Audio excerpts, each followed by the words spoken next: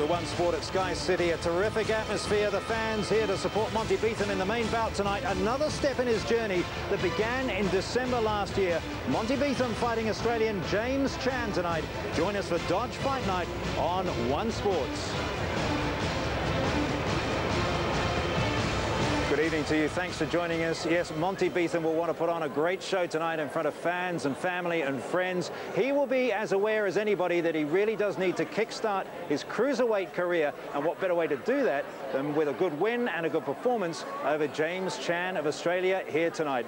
Let's run through some of our feature fights on Dodge Fight Night with One Sport. Soulan Pownceby, an Olympian, fighting Wayne Orbell, the first pro fight for both men. Steve Heremeier, a light middleweight contest against Jamie Waru, and it's a step up in class for Monte Betham tonight against the Australian James Chan.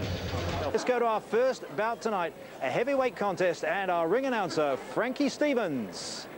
Ladies and gentlemen, once again, it's a very big welcome to you all to Dodge Fight Night here at Sky City, brought to you in association with Wham Boxing and One Sport. Ladies and gentlemen, the fights tonight will be under the 10-point must system. The 3 knockdown rule applies. 9 standing, 8 count. Ringside doctor, ladies and gentlemen, is in attendance. Mr. Dave Renata is the ringside doctor. So, the heavies are going to be ruling the roost for the next 4 rounds, ladies and gentlemen. 4 2-minute rounds in the heavyweight division.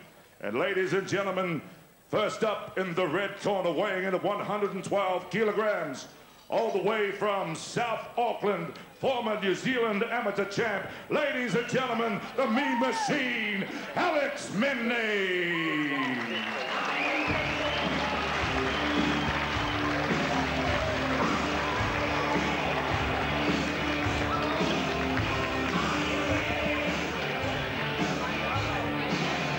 So here he comes, the big man, Richard Tutaki.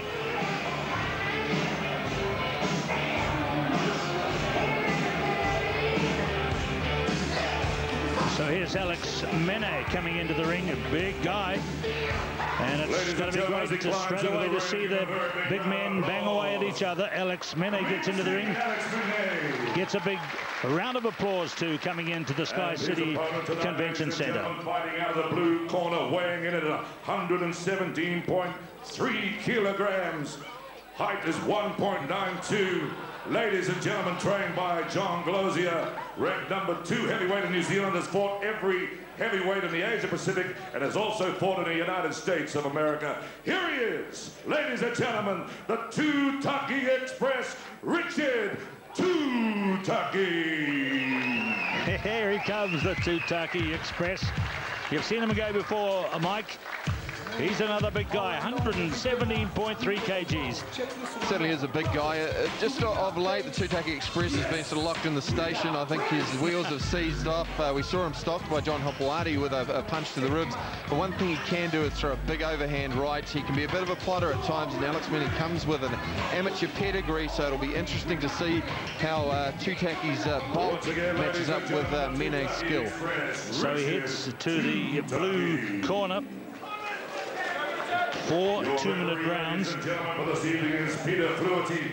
Judge is Jeff Nelson, Ivan Sonic, and Laurie Glosia. 4 2 minutes rounds, heavyweight division. So we listen first to the referee, Peter Fluity from Tauranga. Well, he's going to have a hell of a big advantage in reach.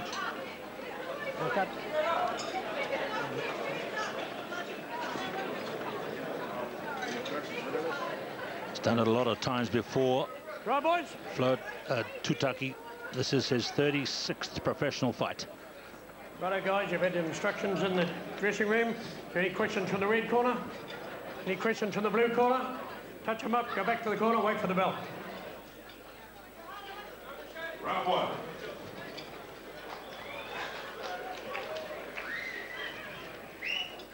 So getting set for a great night here at the Dodge Fight Night here in Auckland. We're looking into the eyes of Richard Tutaki, and he's up against Alex Mene for 2-minute rounds. We wait for the bell at round 1. Right. Right. Right.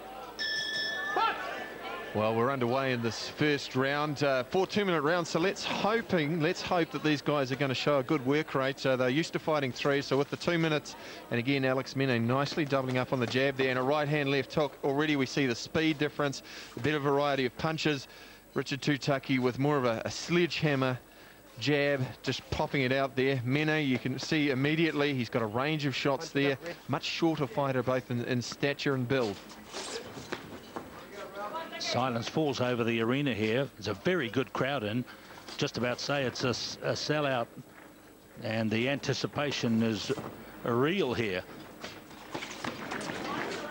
Well, Mene is finding a home for that left hook, doing nice work there, going downstairs to the body first, and we also see him moving his head well.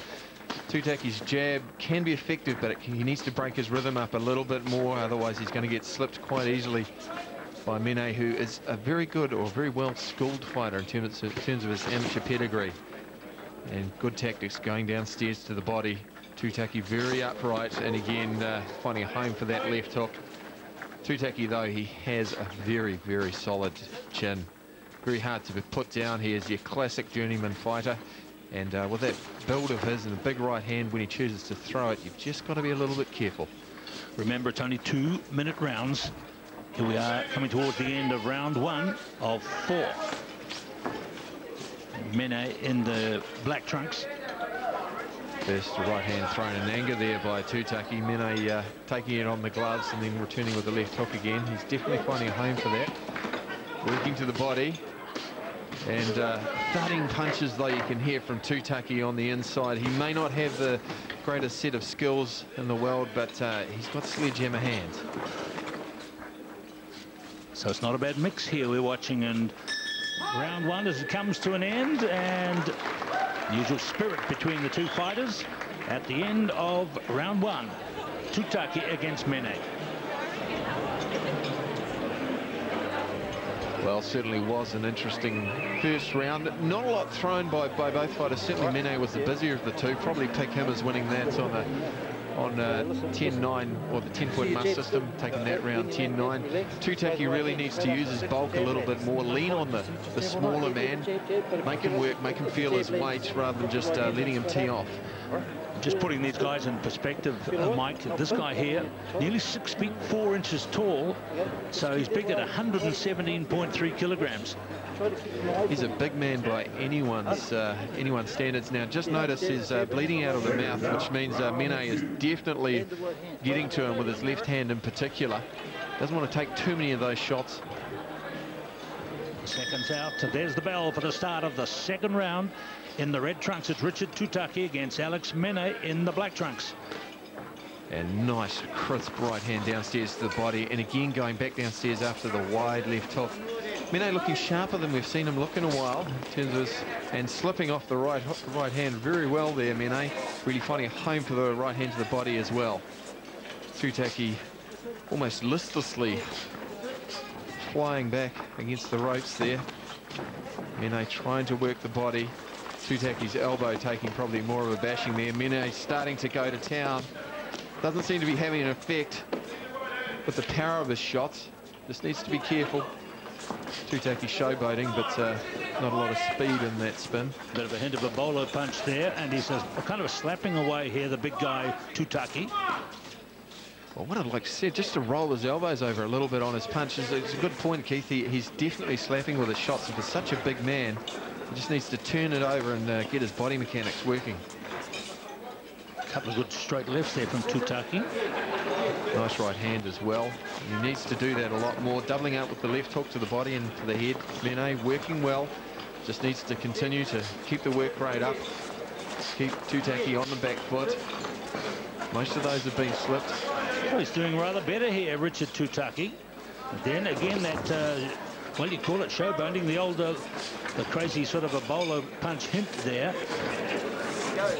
Not exactly snapping the right hand out there. Oh, Mene comfortably handling most of that. He's taking a lot of it on the gloves, a lot of it on the top of his head. Notice he ducks his chin down, takes a shot on the forehead, which can lessen the damage of the jab. Because it's not coming out particularly fast, although it's thudding, he can time his shot. Just missing with a bit of a fly right hand there. Tutaki actually needs to start throwing that right hand as he finished the round. More even round, but probably once again to Alex Mene. Second round of 4 here in the Dodge Fight Night Sky City Convention Centre here in Auckland, New Zealand.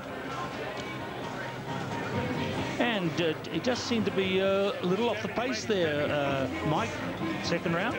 Well, both fighters are fighting very much within themselves. We're certainly not seeing fireworks.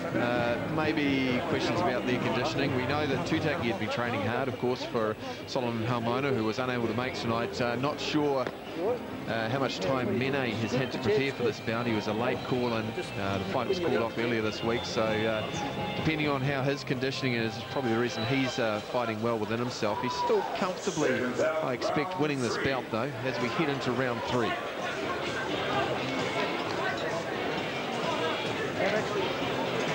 The big man, the heavyweights, coming out for round 3 of 4, one sport at the Dodge Fight Night. Alex Mene a little quieter, we thought, in the second round, but we think still ahead over the big guy, Richard Tutaki. The difference in the height is considerable, as you see. 6 feet 3.5 for Tutaki and 5'9.5" for Alex Mene. Well, yeah, it's deceptive, though. I mean, Mene's still a big man, well over 100 kilos, despite his 5'9.5" height. Tutaki just a little bit too lethargic. If he wants to win this bout, he really needs to go to work and start throwing some punches, as they say, with mean intentions, because Alex Mene isn't letting up on him. And again, going downstairs to the body, countering well, too, off the slower, thudding puncher than Tutaki. Mene keeping busy. Doesn't always need to throw the big shots. Making him flip nicely there, but doesn't want to be against the ropes. Tutaki thudding body shot. Couple of little cheap slaps on the back of the ear for his troubles. Referee is Peter Fluherty from Tauranga. Saw something that we need to see a little bit more of there from Tutaki. He threw the jab to the body and found a home. Mene's quite adept at slipping out of the way of the lead jab, and he's starting to predict it. He can set him up for a right hand if he goes downstairs.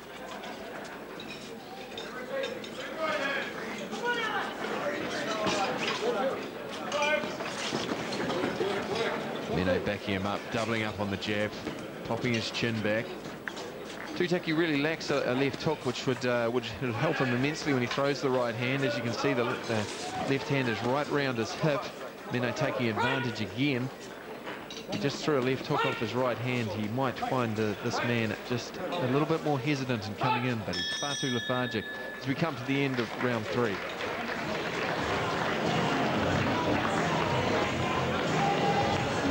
Just one round to go here for this heavyweight contest. Richard Tutaki in the blue corner against this man, Alex Mene. He looks as though he might be suffering a bit here in the red corner, not sitting on his chair.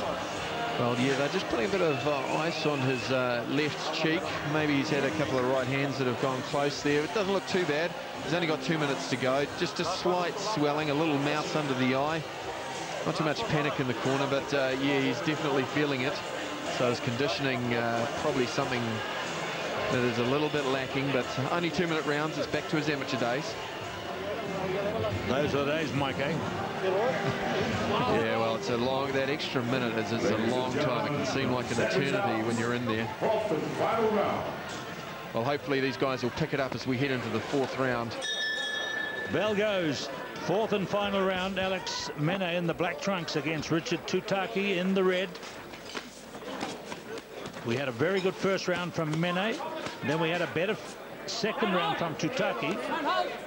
Pretty even in the third and indeed in the second, but we think Mene ahead as they're in the 4th round. Yeah, and we saw Tutaki open up with a left and right hand, although he just got clipped with a right hand while he's leaning back on the ropes. There's so much target and not enough defense from Tutaki. He really relies on his granite chin. Now this is where he needs to be a little bit of a monster, perhaps rough him up a little bit on the inside. Try a little bit of the tricky stuff and wait for the referee to break it up. Nice combinations there from Mene, working well from the body to the head, particularly with the uppercut. First time we've seen it in this fight. Tutaki finally showing some hand speed. Trying to break through here, Tutaki. Well, he's holding back there. And then again, this hint of showboating. Well, we've seen what happens when he starts to use his weight and push his man back. Mene's conditioning is certainly suffering. He's got the better variety of punches, but Tutaki, when he puts his mind to it, can actually back this man up. He probably needs that. He needs an 8 count, I think, if he's going to even this fight up on the cards. Tutaki's had 9 knockouts in his 17 wins. Yeah, he's again just holding and hitting with the right hand, a la Lennox Lewis style. Mene, he's probably having a little bit of this round off at the moment. Can't afford to sit on the ropes because he's far too easy to track. Good combinations again, but he's fighting in spurts rather than the constant work rate he showed last time round. He is definitely tiring. Got hit by a left hook then.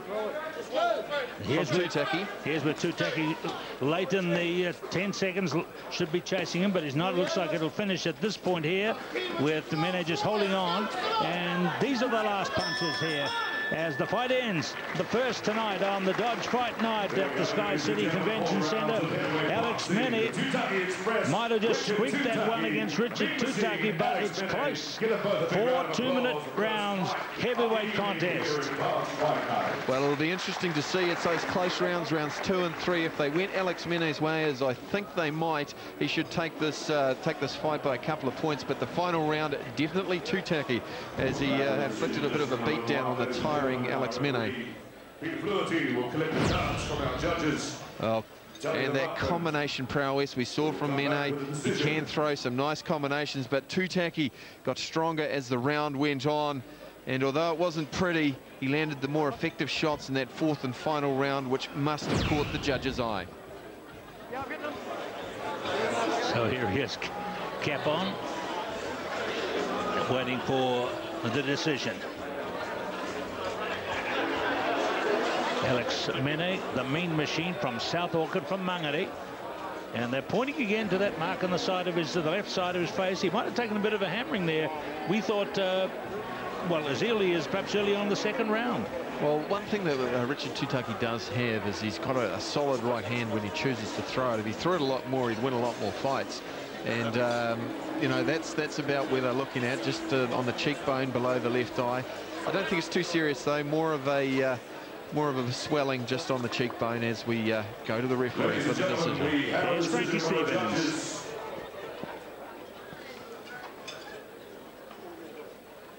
Judge number 1 scores 40-37. Judge number 2, ladies and gentlemen, scores at 40-36. And number 3 scores at 38-38. Ladies and gentlemen, the winner of the first bout of the evening is Richard Tutaki. Well.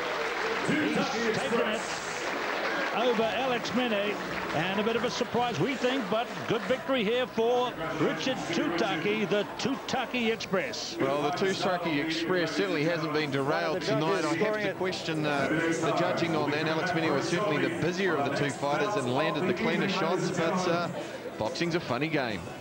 So one of the judges scoring at 38 apiece, Billy. I guess that shows how close it was. Yeah, well, none of them said too much about boxing in there, and I think, mate, you know, well, a lot of slapping going on there. They do say that a big one, or a good big one, always beats a good little one, don't they? Yeah, I think the good thing about it is all these young boxers in New Zealand looking at that must realise you don't have to be too good to start out in a boxing career. And the positive side, these guys will learn as they get on. Tough place to learn in the boxing ring, a professional boxing ring, but these guys will have to learn in there because they've got to get better than that to progress. All right, Richard Tutaki, our winner of the first fight of the night, the heavyweight contest. He's with Richard Becht.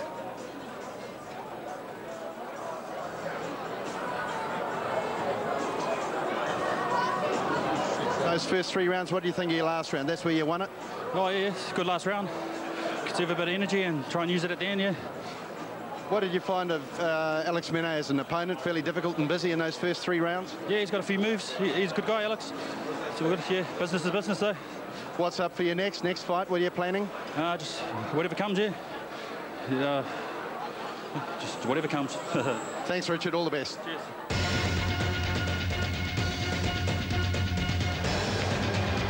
Monte Betham, the countdown is on for him. It's a big test for him, a big risk to take tonight too. James Chan As Anthony Mundine said earlier tonight, Chan has come to fight. One sport at Dodge Fight Night.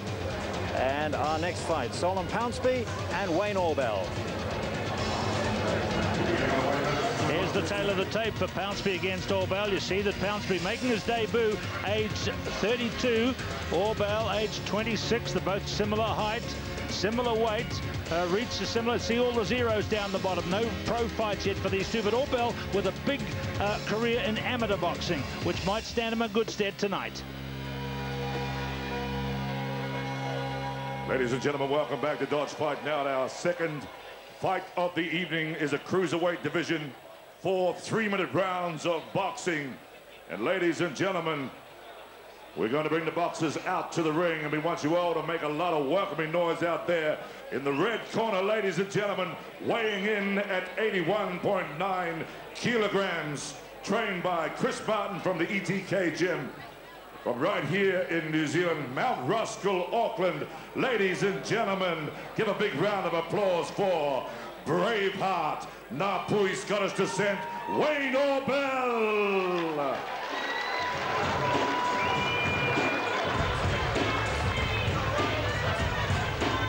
And here he comes. Big moment for him. Professional debut for local lad Wayne Orbell. 81.9 kilograms for this catchweight contest, which will be fought over 4 3-minute rounds. As I told you before, ladies and gentlemen, and a good welcome for Wayne Orbell. Calls himself Braveheart, Wayne Orbell. His opponent this evening, ladies and gentlemen, in the blue corner, weighing in at 82.3 kilograms. Hometown right here in Auckland, represented New Zealand in the Commonwealth and Olympic Games. Ladies and gentlemen, please give it up for Soulan Pownceby.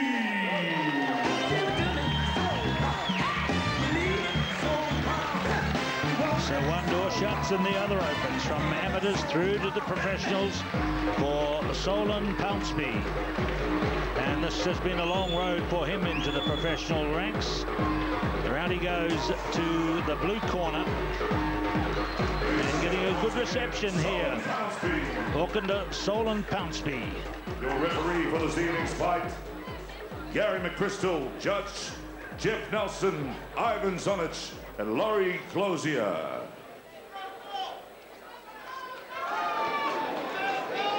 Once again, the 10-point must system rules. 3 knockdown rule applies.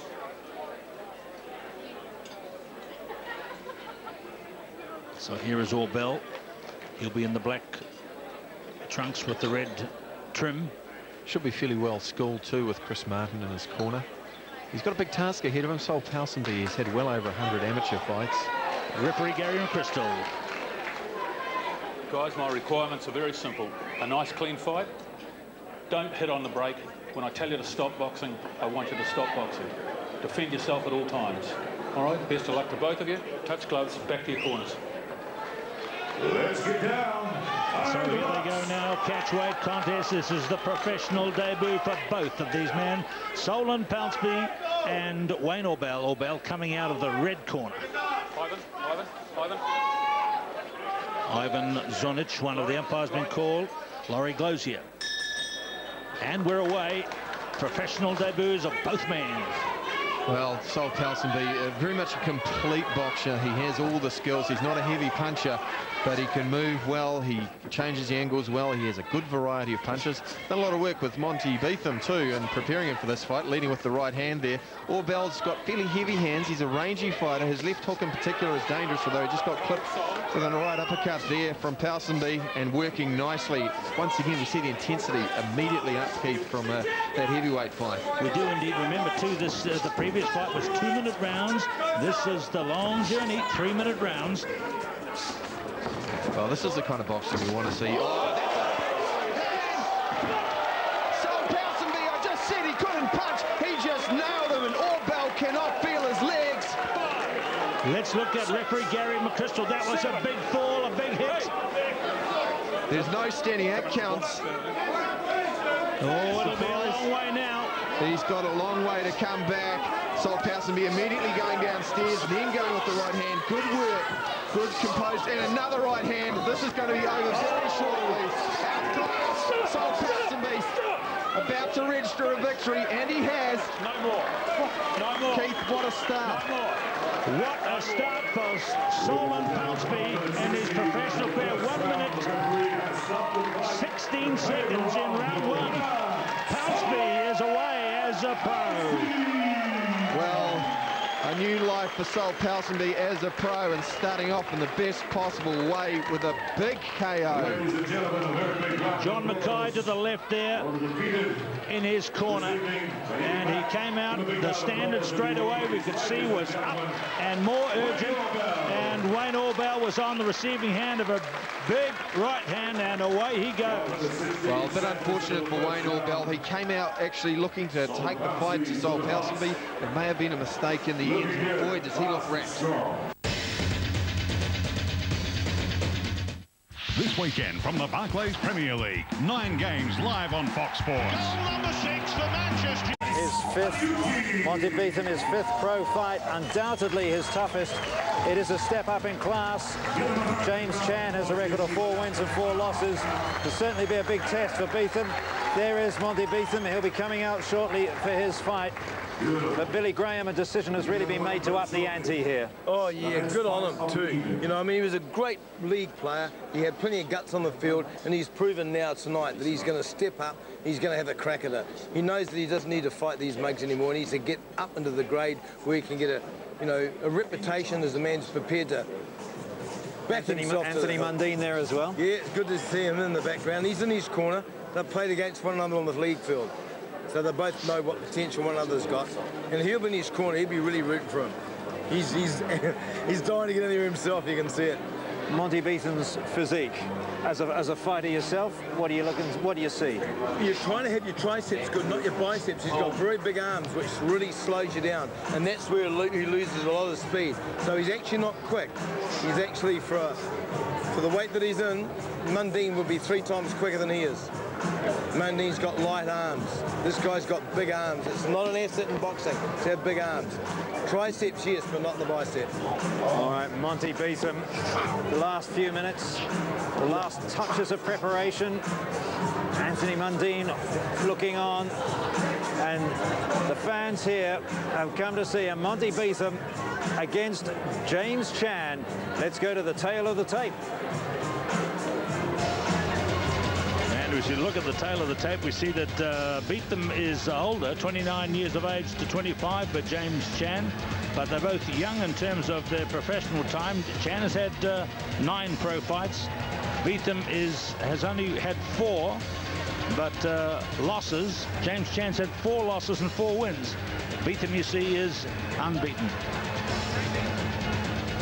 Ladies and gentlemen, welcome back to Dodge Fight Night, and here we are with the cruiserweight division, 90.17 kilograms, 6 3-minute rounds of boxing. And ladies and gentlemen, who else but in the red corner, ladies and gentlemen, this evening, we are going into one of the feature fights of the night. In the red corner, weighing in at 86.3 kilograms, 29 years of age, from Gympie, Queensland in Australia.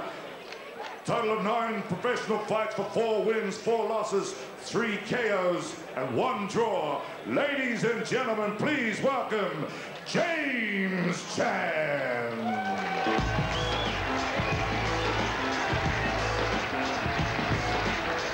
And we've heard from several quarters that he is a puncher. He's got a good record. The man we've just seen in the previous fight, Daniel Baff, caught a punch from him in the first round, and down he went. James Chan here sent him spinning to the canvas, so he can whack. Let's see how he goes against Monte Betham. All we've heard all week, and in the weeks leading up to this, is how tough and perhaps how risky it is. James Chan here against Monte Betham. Here at the Dodge Fight Night, in the blue corner, weighing in 88.9 kilograms. Ladies and gentlemen, trained by the one and only Danny Codling. Please give it up for the undefeated as a professional boxer, Monte Betham Jr.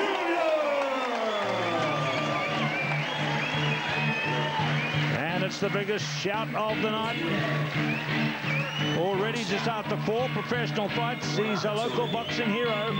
Brings a big family boxing heritage in to the Sky Convention Centre on Dodge Fight Night tonight. Monte Betham. Well, it's going to be his big match temperament. Let's see how he shapes up. There was pressure on last time round, but not from the opponent. This time round, he's got an opponent with some serious teeth. Monte Betham, can he remain calm? Can he remain composed and show some of the skills he's shown in sparring in the ring against this difficult and tricky opponent from Australia? Judges are Jeff Nelson, Steve Miles, and Ivan Zonich. Peter Fluharty, ladies and gentlemen, 6 3-minute rounds of boxing in the cruiserweight division. So here's James Chan getting set for round 1. Remember, it's a cruiserweight contest, 6 3-minute rounds. From Gympie in Queensland, from Auckland, New Zealand. Referee calls the fighters together for final instructions. Born in Samoa, very proud of his heritage. Here's Gary McChrystal, the referee. Very simple, a nice clean fight. No hitting on the break. When I tell you to stop boxing, stop boxing. No elbows, no heads. All right? Best of luck to both of you. Keep your defences up, touch gloves, and go back to your corners. Go, Mons. Keith Quinn with Mike Ango with us, and we've been joined for between-round comments from WBO World Super Middleweight Champion Anthony Mundine. Logan Swan watching from ringside. Big rugby league connection here too as they come out. Now, first thing we look at is Betham has the white stripe on the black trunks, and the red gloves belong to James Chan. He's an awkward-looking fighter. We can see that immediately. Monty just looking a little bit tight, as is understandable on his shoulder. That was a slip. That was off the shoulder, but we've got to watch out for him. You mentioned it earlier on, actually, Mike. It was a slip on the canvas. Been a lot of fights out there, a lot of perspiration. Good work by the lead hand from Monty. He just needs to watch the right hand. James Chan has shown he can throw it quite quickly. He's unorthodox in terms of his approach, and that can be dangerous. Monte Betham just needing to keep that left hand up, and of course his left shoulder just protecting his chin.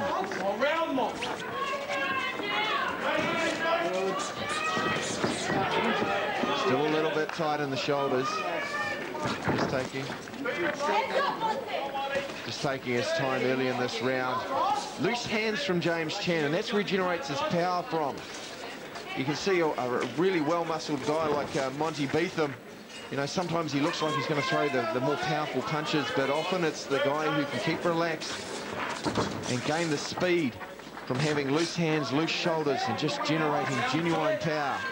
Leading with the left hook, going with the right hand down low to the body.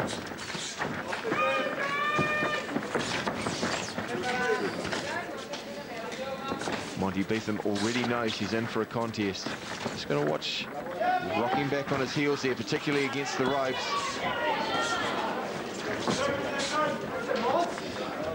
Just watch his range. Covering up nicely, showing a good set of defensive guard there.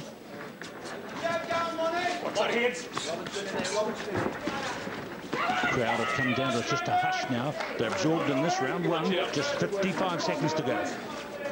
Betham, the stronger of the two fighters. You can see him push Chan off. Just letting him walk into range a little bit too much at this stage. Letting Chan get off and letting him feel he's in the fight. Nice counter left hook there.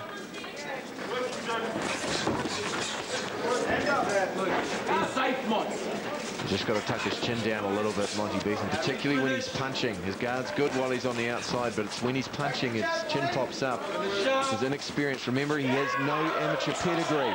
Nice combination there from Monte Betham. Working well there. For the first time we've really seen him opening up. And his good sticky left jab, getting the half beat going. Half beat, of course, when you break in between rhythm with the shot.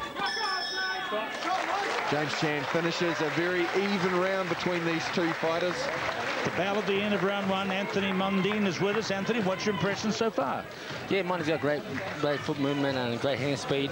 That's what he got to utilise throughout the fight.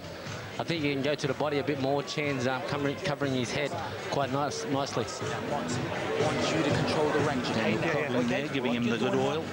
I want you out more. I want you to make him miss a bit more. Okay? Yep. We're going to have a look at some of the highlights from the first round. That was the slip. Yeah, I caught him up high on the shoulder. Monty had his arm out and caught him high on the shoulder and, you know, made him off balance. But definitely wasn't a knockdown.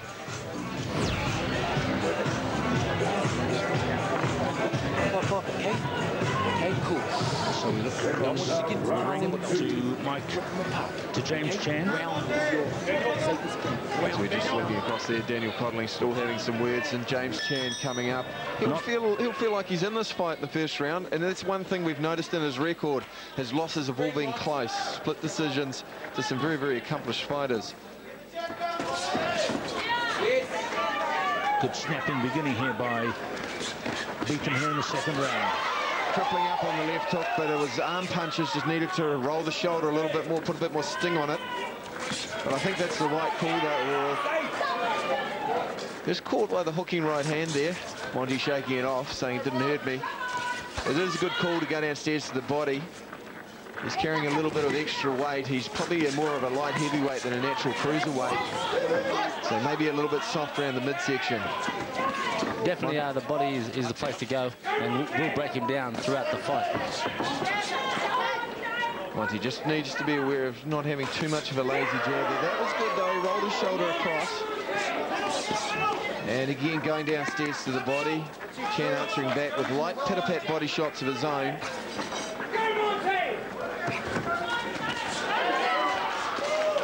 Nice right hand there. Good work rate from Monte Betham. He's not breathing hard, which means his conditioning's pretty good. Just allowing his man just to walk in. He's letting him in for free, don't you think?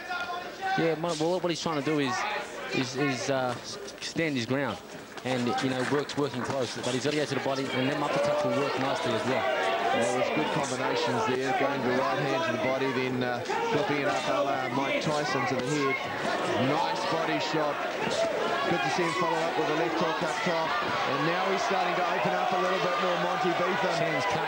And Chan has been cut just over the bridge of his nose there. Shouldn't flow into the eye. But Monte can feel a little bit of... and sense a little bit of blood, literally, in this case. But Chan not really affected by that. Another good uppercut from Monte Betham. And this is good to see, starting to see him respond to pressure.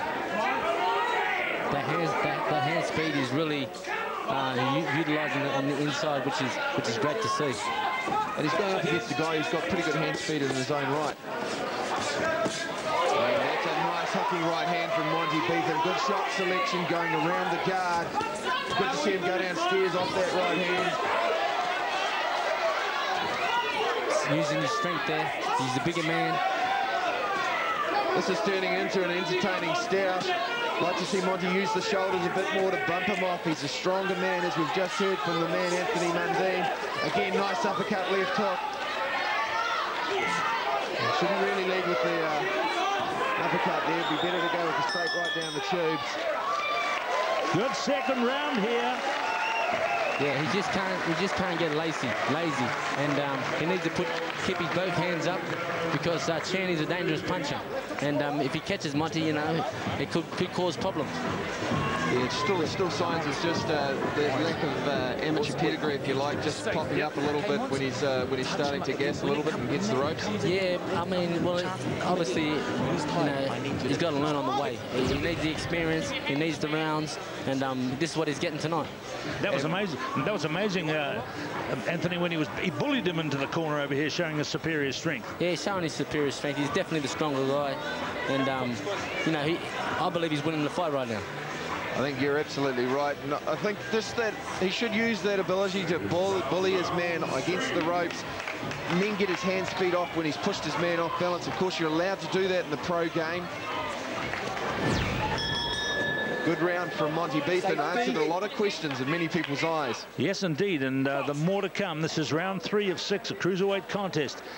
James Chan in the red gloves, Monte Betham in the black gloves. Slapping punches again from James Chan. Winging wild right hand to the body. Wouldn't mind seeing Monty just leading with a straight right every now and then, just to stop him from coming in. Not get lazy with that jab as he drifts into the right hand. That's better. Moving away from the power shot. Yeah, when he pushes him off, that's where he needs to take advantage. Good changing of the angle as well. Not standing in front of his man. Good footwork. One thing about Monte Betham, he has very, very good eyes. He's starting to develop a good sense of range as well, knowing exactly where he is. And nice lead right hand, and that's the kind of thing we need to see from him. Come on, Jim, with your hand. Sounded good, but he caught it on the gloves. Break it up. Break it up. Stop. Stop. Guys, when I tell you to break, I want you to take a step back. All right? Box. A couple of stern words from Gary McChrystal in there. Both fighters just get straight back down to business. That uppercut's found a home. Monte Betham every time. Nice left hook there, but James Chan honestly coming on. Nice hooking right hand again. Chan doesn't seem to be affected. He likes a battle in there. Good left uppercut from Betham as well.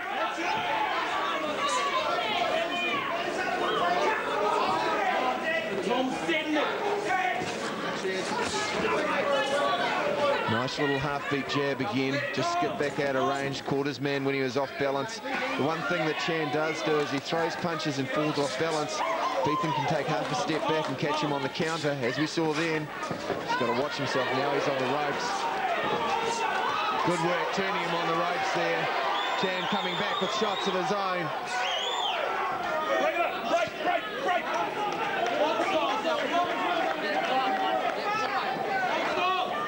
Monte Betham showing no signs of fatiguing, in good condition, as you can see, looking at his physique, the more powerful of the two physiques. Just got to watch when he backs up there, falling onto his heels. Takes away his ability to counter. Yeah, he's got to go back. When he goes back, he's got to go left or right. Get out of the way of those shots. Nice body shot there with the left hand. First time we've seen that. Good eyes again from Betham. Just needs to dip his knees a little bit more, a little bit straight with his knees there. Get a bit more leverage on his shots. And again, just going straight backwards. Allowing his man to come in and bully him into the ropes. James Chan using an old pro trick, lengthening his arms underneath Monte Betham's armpits as we go into the...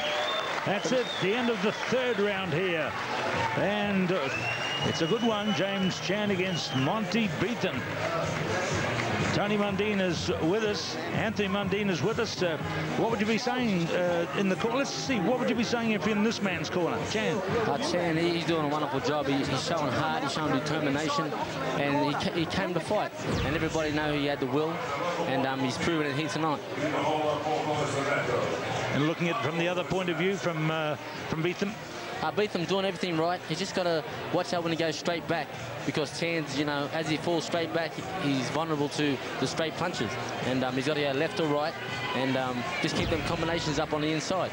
Good point there too, as he fell back. We saw it there, he fell back onto the rope, springboarded back, and of course he can walk into a right hand, doubling the impact. Double the impact and can cause some damage. Monte Betham coming out for the fourth round of this contest. It's a 6-rounder, remember, cruiserweight.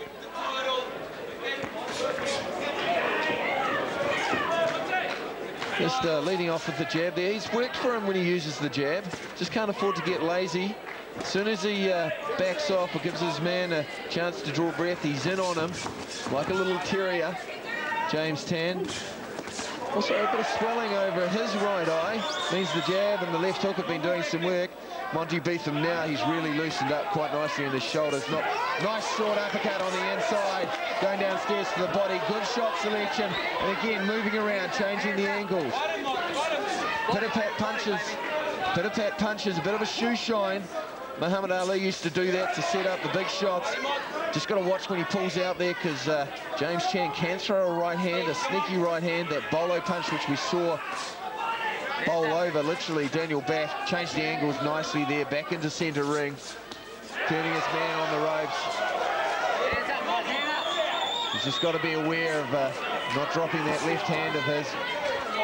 Perhaps just drift away from the right hand, around to his right. Left hand up. Look, Mons. Just again, he pops his chin up just straight after he's thrown a shot. He needs to bob down straight away, otherwise he's vulnerable to the counter. He's got to keep that left hand up by his side, because the home run for Chan is that right hand. And if you got that left up by his chin, you can't catch him with it. Exactly, and when he does drop it down, he's not rolling his left shoulder across enough either, just to protect the chin. Left hand up, Mons. Left hand up, Mons. Great commentary here from Tony Mundine, Anthony Mundine, the man, and Mike Ango, our man, at the Dodge Fight Night here tonight. Still a very even fight. James Chan also starting to find his rhythm. He's reading Monte Betham's jab in particular. Seen him slip it a couple of times, which can be dangerous if he manages to slip that and fire off with the right hand. Again, Monte Betham backing himself up against the ropes. He's got to be aware of where those ropes are. Stay away from the ropes and try not to bounce off, because he'll catapult into a right hand. Just stiffening up a little bit, too high with the chin. And that's a right hand he didn't want to take. Just skipped past his chin. This man, James Chan, is dangerous. And he's probably winning this round. He's got to stay low and stay lateral, side to side.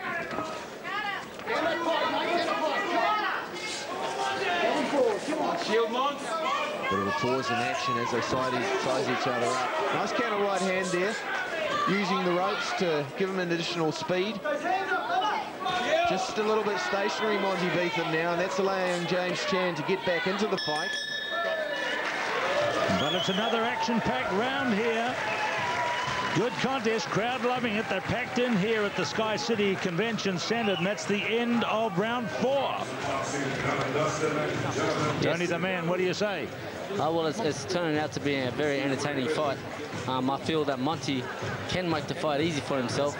You know, he's just got to, you know, continue with the jab, keep that left hand up high, move side to side, not straight back all the time. And he's causing him problems. When he lets Chan unload on the inside, that's when he's in trouble, and especially with that right hand. And that falling back against the ropes, we've seen it 3 or 4 times now. It's almost casual, isn't it, from him? Yeah, but it's inexperience, you know what I mean? He'll learn with every fight, he'll learn with every training session, sparring session, and this is only his, you know, 5th fight, so his progression will better from here. Okay, thanks, Anthony. With us right to the end of this one. It's a good one, too, as we go into round 5.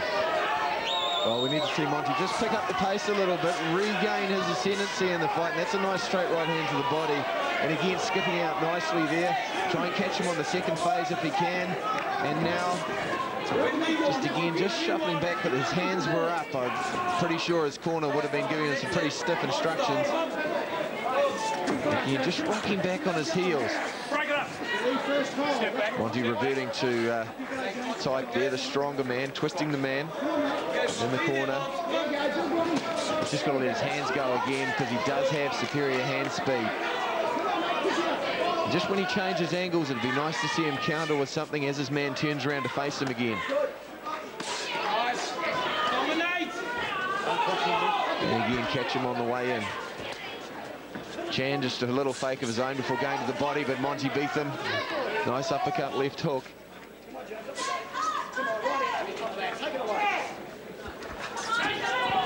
Be nice when he took that shuffle back, if he could just counter with a straight right, or just catch him on the way in with a jab.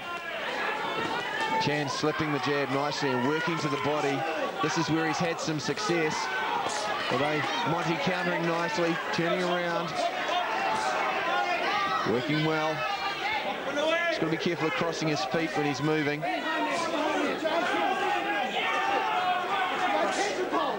Chan using some ring craft there, rolling his hands over the top. Monte Betham working nicely. You can tell Chan's experienced. Just those tricks of an old pro who's been around a boxing gym alongside.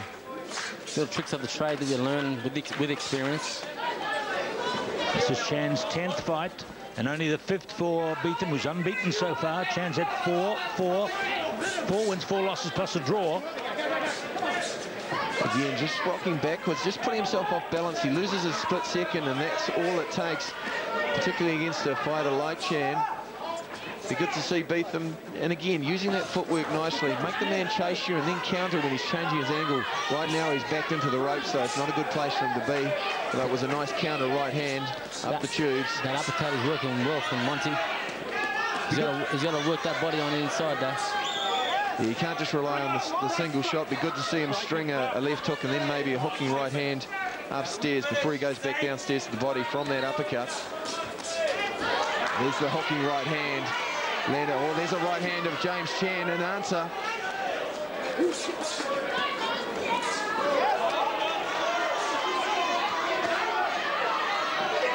And he's just letting his man off the hook a little bit there. So fatigue's starting to show. This is the first time he's really been in with a fighter who's punched back. The end of round 5, 1 to go. You won't want to miss the last one of this one. Dodge Fight Night in Auckland, New Zealand. Anthony the Man Mundine is with us. Monte Betham, 2 men with great sporting backgrounds from rugby league and boxing. Mike Ango with us. Well, there's that characteristic works of the body there from James Chan. Monte Betham's found a home every time he's thrown that right uppercut. Just needs to do a little bit more work. And again, the hooking right hand, probably the cleanest shots of the fight. James Chan landing that right hand of his own. Anthony, heading into this final round, what do you think he should be doing? I think he just continue to what he's doing. But the main thing that's bringing all this together is the jab. Once he used the single shot and double jab, he come around with the right hand or the body shots or the uppercuts, whatever he wants to do off the jab.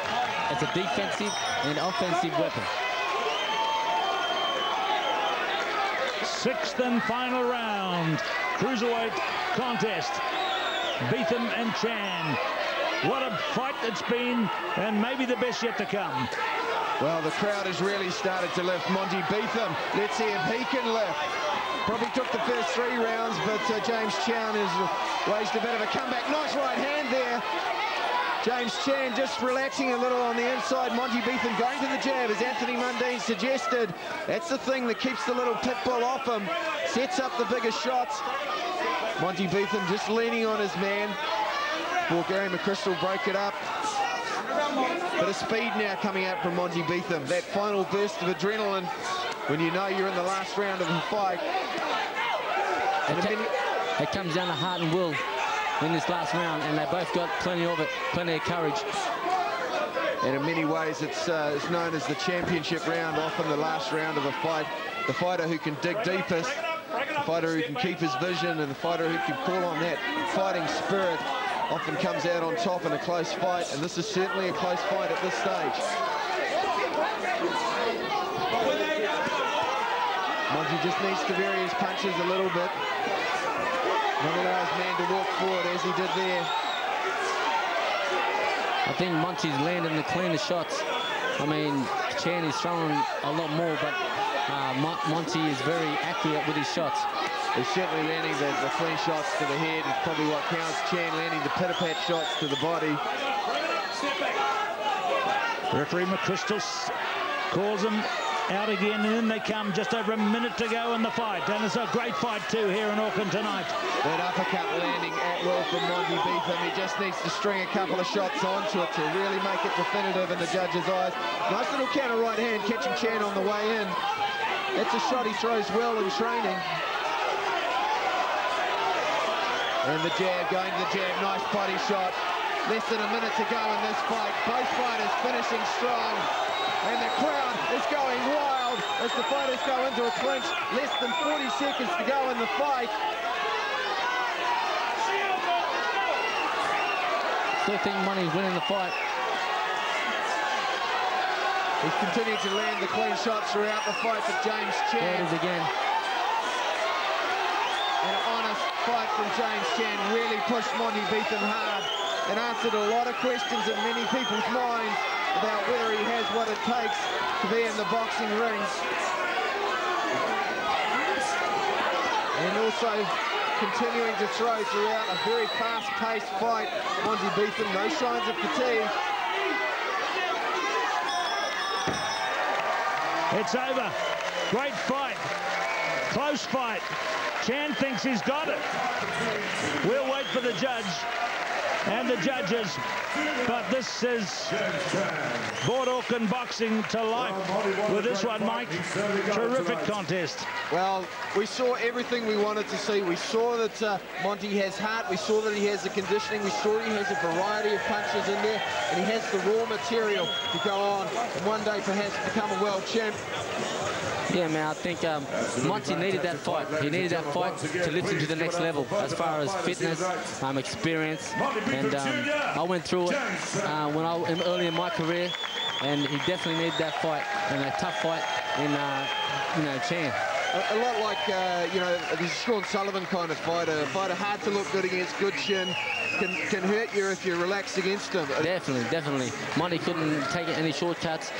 I was in his room before the fight, and he's really in that zone, just ready to come out and fight. He's a replay right now. This is from the third round. And this is where we saw Betham starting to work the uppercuts, but it was also the first sign we saw of Chan coming on. There's that uppercut, and that was the money punch for Betham throughout the fight. Good work from Chan to the body, but he really landed the big shots upstairs. And probably in professional boxing, that's what really counts. The shots that back you up and dip your knees. We'll wait for the result. Meantime, thanks to Anthony Mundine, the WA World Super Middleweight Champion, to be with us in this fight. We go now to Frankie Stevens. 60. Judge Steve Miles scored the bout 56-59. And Judge Peter Furty scored the bout 58-59 in favor of Monte Betham Jr.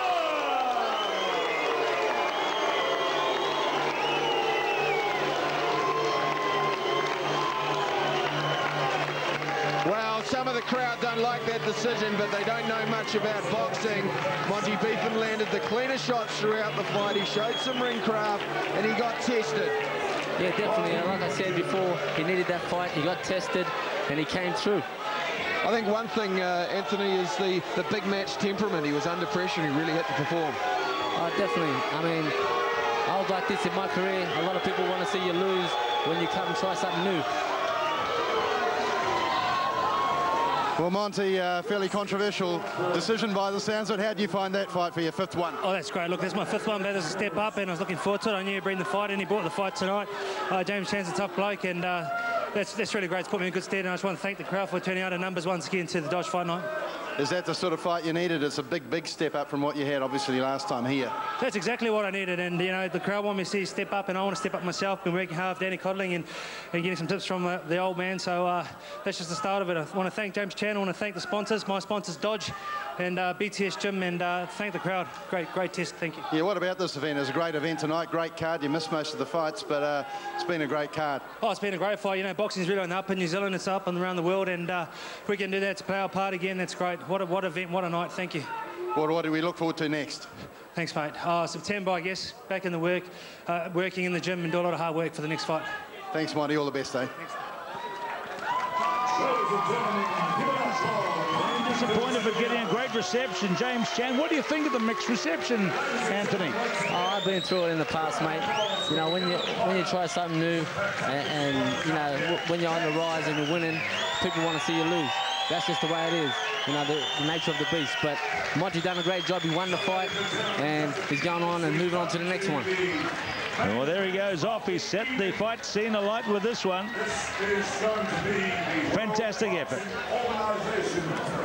Monte Betham still unbeaten, and we wanted to see Monte Betham tested, and Billy Graham, we certainly saw that tonight. Well, it's fantastic because right from the start on the tape, it looked really good.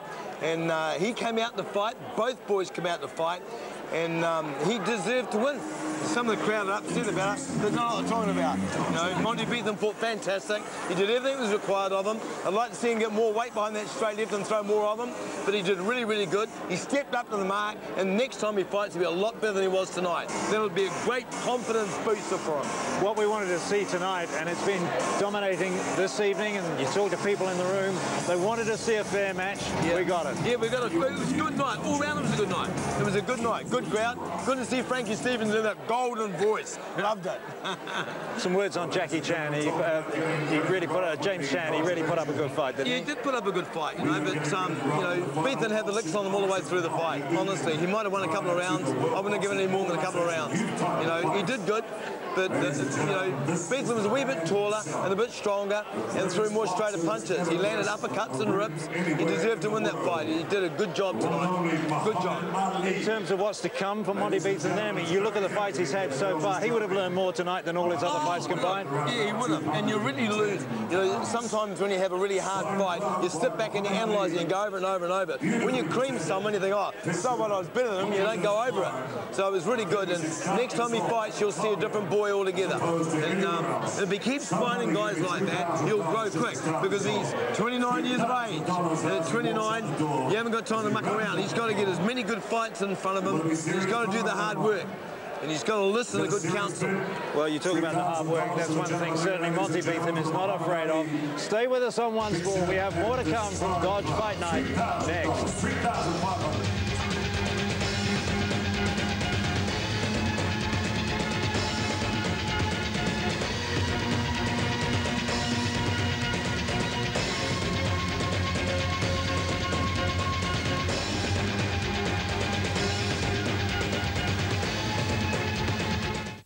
A1GP, Sunday at 2, live on Fox Sports 2. We go, Brazil stole them. There's a buzz in the room. Monte Betham beating James Chan. It went to 6 rounds. It was a test for Betham. It was a risk for him as well, and he has come through. He will have learned a great deal tonight. Let's go to our ring announcer now, Frankie Stevens. Ladies and gentlemen, good evening and welcome back to the main event of the evening of the Dodge Fight Night for the World Boxing Organization Youth title. Ladies and gentlemen, it's a 10 3-minute rounds of boxing in the welterweight division. Supervising this evening from the WBO from Brisbane, Australia, Danny Lee. Ladies and gentlemen, in the blue corner, or should I say the red corner, weighing in at 68.3 kilograms, age 29, originally from Thailand, hometown of Bangkok. Ladies and gentlemen, Somchai Nakbalee.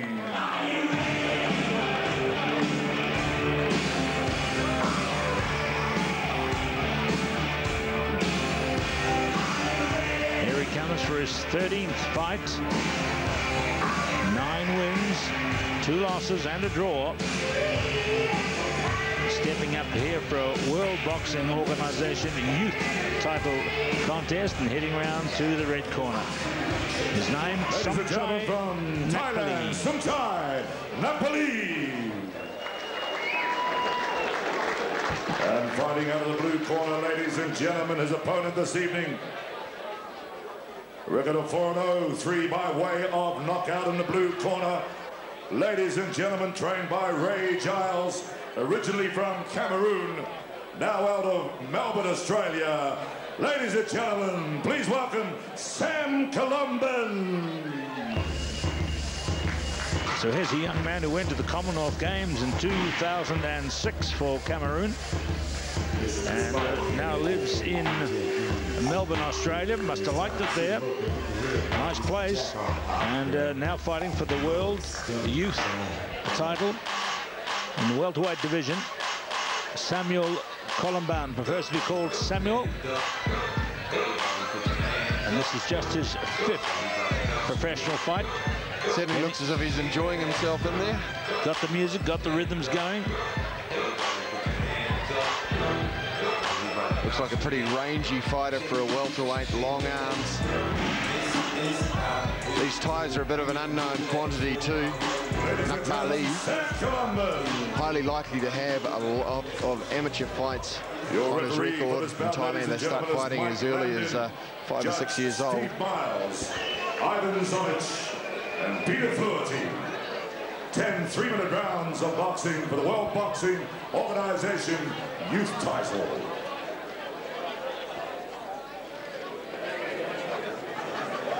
So here he is, out of the blue corner, Samuel Colomban All the fighters to the center ring for instructions from the referee. Somchai Nakbalee. Okay, I've already talked to you in the room. Mike so you know Lambden. what I want. Give me a clean fight, obey my commands at all times, and I'll keep you out of your way. You understand? Okay, touch gloves, good luck. Mike Lambden, the referee for this one. Let's get boxing on Dodge Fight Night, ladies and gentlemen. And Frankie Stevens doing a great job, still calling through the microphone as he climbs out of the ring. He's done a great job, Frankie, as he always does. And here we go for the World Boxing Organization's youth title. It's a welterweight contest over 10 3-minute rounds. Well, already you can see just the composure of these guys. They know their range. Good work, body and head. Nice stiff jab there from Colomban. You can see he's got some pep in his punch. Tie nice and relaxed. We're starting to see just an indication of real top-level boxing with these guys. Of course, the youth title put in place for under-23s to, I guess it's more for up-and-coming fighters to give them something to help them develop them along their way. Doesn't necessarily guarantee them a world ranking. But these two look pretty classy.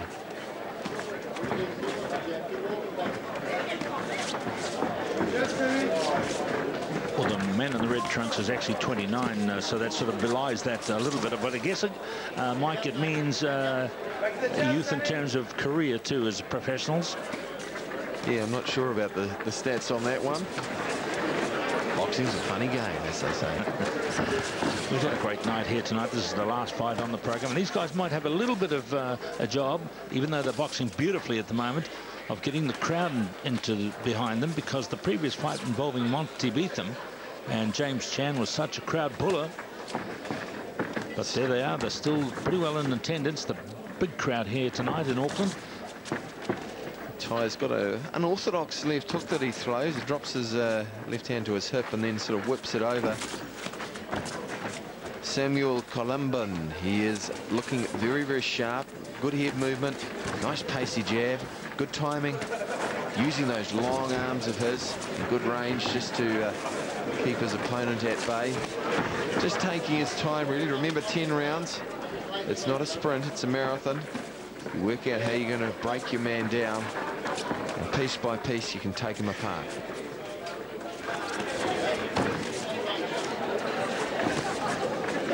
He had a win over Eddie Delich in Australia over 8 rounds earlier this year.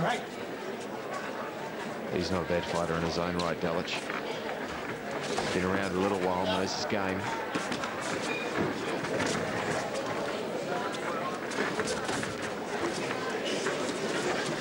Ty himself showing a bit of good head movement. And again, this is more a game for the purists right now. Just some good work, rolling the shoulder with that right hand, so he took it on the shoulder blade. Nice straight right to the body.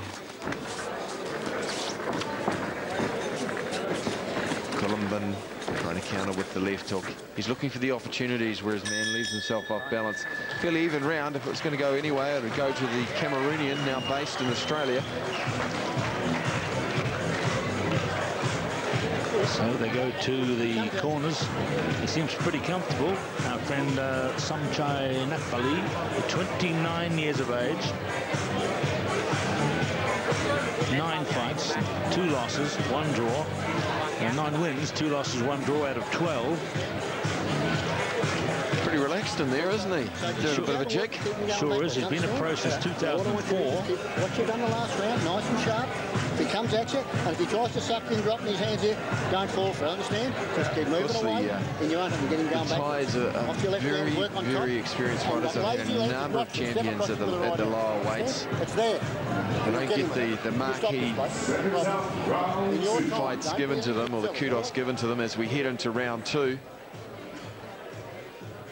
Pretty relaxed too, isn't he? Got an encouragement from his corner and gives a little smile back. Second round starts there, second round of 10.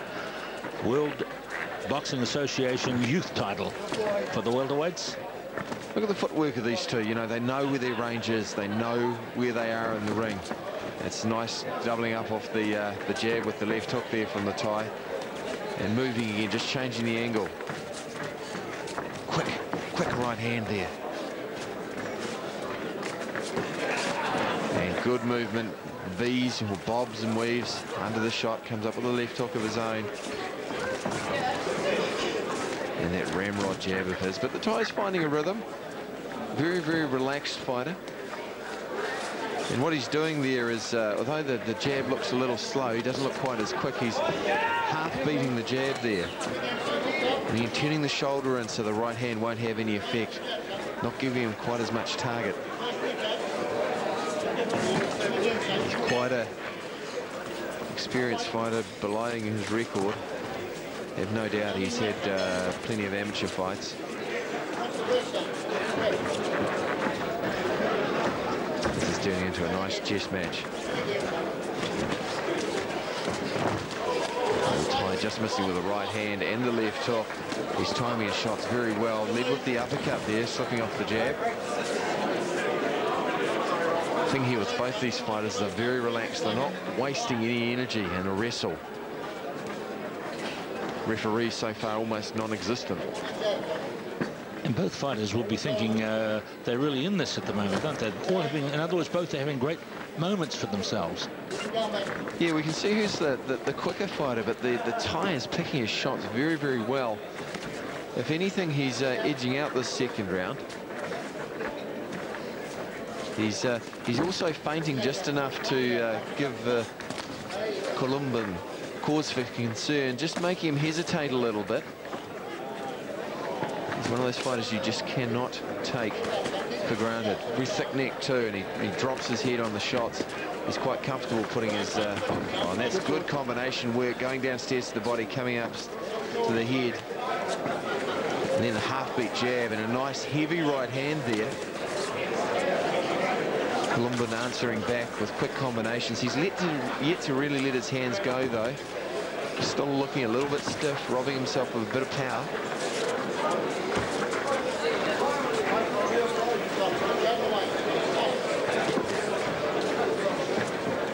Second round of 10. Notice the Thai, he moves side to side. He was looking a little bit on the low side. And Colomban not letting him off with that. Digs another ramrod jab downstairs. Another intriguing round. Very good round indeed from both men. And you see the Thai man just waving his arms about here before heading back to the corner. Just might be a little tight there. Needs to just swing them clear. There's almost a sense of nonchalance from the Thai. He's very, very comfortable in there, certainly. And it's very much a Thai technique there too. You see them just breathing in deep, taking the oxygen deep down into the lungs, stretching out, not allowing himself to get too cramped through his torso. Double the right hand up. Tell him to double the right hand up to the body. We'll probably have no idea what's being said in the corner. Double the right hand up to the body and then come up with your left hooks. Pressure him with that right hand. Potentially a little bit of cause for concern in Colomban's corner. The Thai showed he has the ability to just break his rhythm.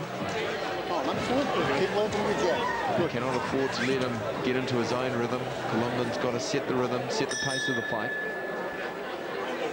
Away we go now for round 3. Samuel Colomban, that's him in the blue trunks. Somchai Nakbalee from Thailand. So it's Thailand versus Cameroon. And Somchai now, just the head movement and the ability to evade and counter, very, very sharp. We've seen the boxing go up probably another 2 or 3 levels from the fights we've seen earlier on tonight.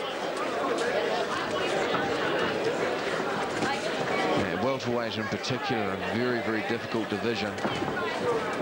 Nice stiff right hand there, though. It was taken on the gloves. Thai making him miss again and countering with the right hand nicely. Picking his shots, too, after the right hand through the uppercut.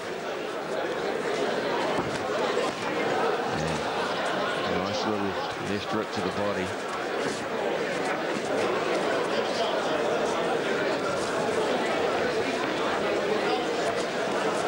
Lead right hand from Colomban. Needs to do a little bit more of that work. Just dropping his right hand a little bit when he goes to the body. Has to watch out for the left hook. That's just a little bit of gamesmanship, pushing the forearm down on the back of the neck.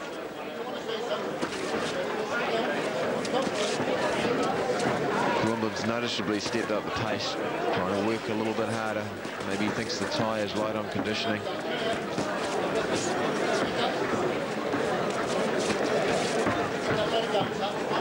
Again, moving nicely around the ring. Feinting, changing his angle again. Colomban's by and large coming forward in a straight line, so the Thai's making him turn.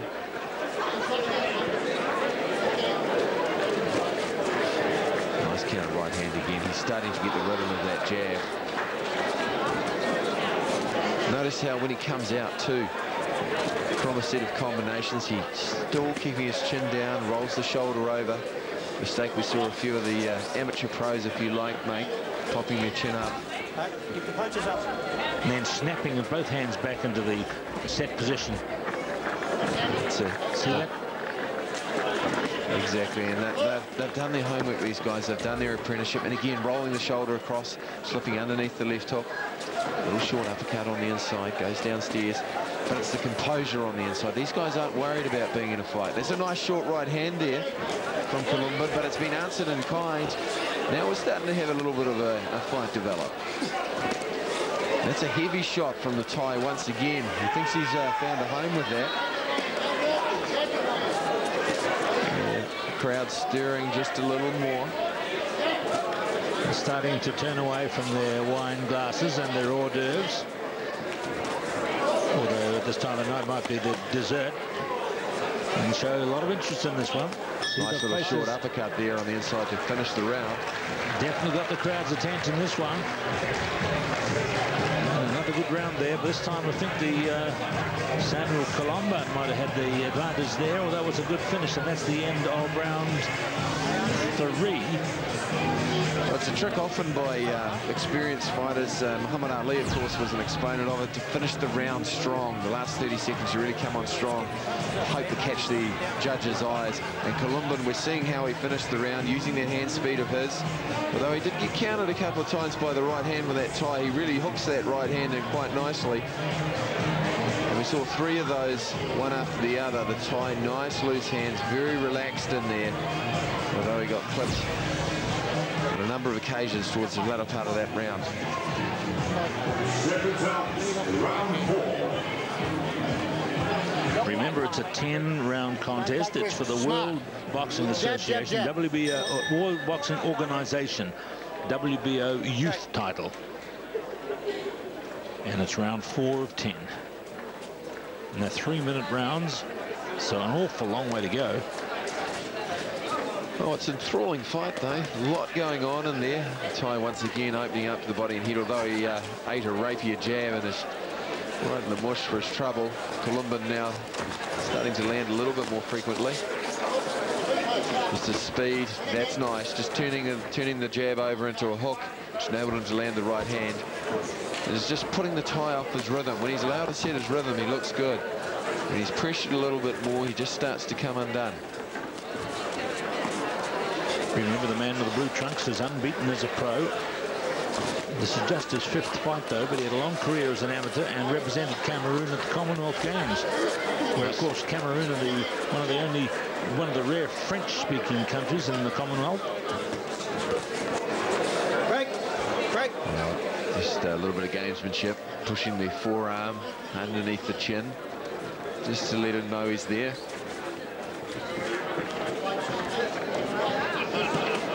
So Colomban has started off this round a lot stronger. The tie still dangerous though, as he's winging shots on the inside. Keep the punches up.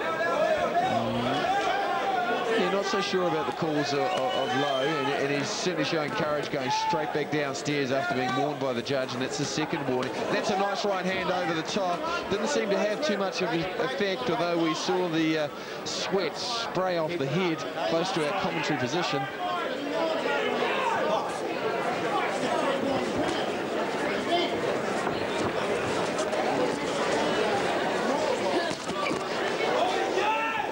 Doubling up of the left hand there. He's starting to get closer with that right hand, Colomban. And it's because he's using the left to set it up. And the tie is just slowing down a little bit. You've got to be careful, those sneaky shots on the inside. And again, just tying up there. Using a little bit of a tie kickboxing clinch around the back of the neck with his left hand. And you'd know all about that, Mike, as a former world kickboxing champion. You fought quite a few times up in your career up in Thailand. Yeah, had a couple of fights up in Thailand. It's their national sport over there. They love their fight sports. Had a lot of obviously world kickboxing champions, but plenty of world boxing champions as well. The Galaxy brothers, of course, extremely well known, pound for pound, probably some of the best fighters that boxing's ever seen. Just unheard of because they're not heavyweights, basically. This is starting to get interesting now. That's the slip. I don't think the ref called. Yeah, that's the slip. I remember a very good guy from Thailand called Chachai Chianoi. Way back though, Mike. He might have been still at school when he was in the ring. Mate, I was probably still on the way. That's the end of round 4.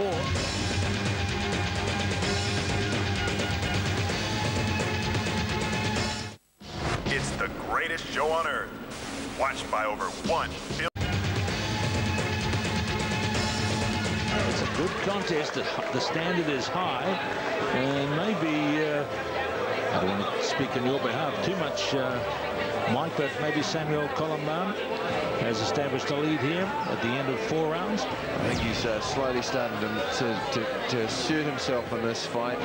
He's just broken the tie's rhythm more than anything. He's picked up the pace, and the tie hasn't been able to match it. Maybe his conditioning's not so sharp, but Colomban certainly looks in good condition. The tie digging away to the body there, but he did start to get tagged by the speed. And that was called a slip. I think a fair call. Silly, understand? Plenty of forearms in there for the referee to be unsure about. Understand? Keep the pressure on him. With your left hand, work it overtime, sharp. Good signs from his fighter there. Colomban looking at his trainer, looking and nodding. He's got it. The trainer's got his attention. He's listening very closely to the instructions. Keep the pressure on him. We don't want to beat Just a half smile on his face as round 5 begins. Just an indication to me that he's loving it out here in the ring.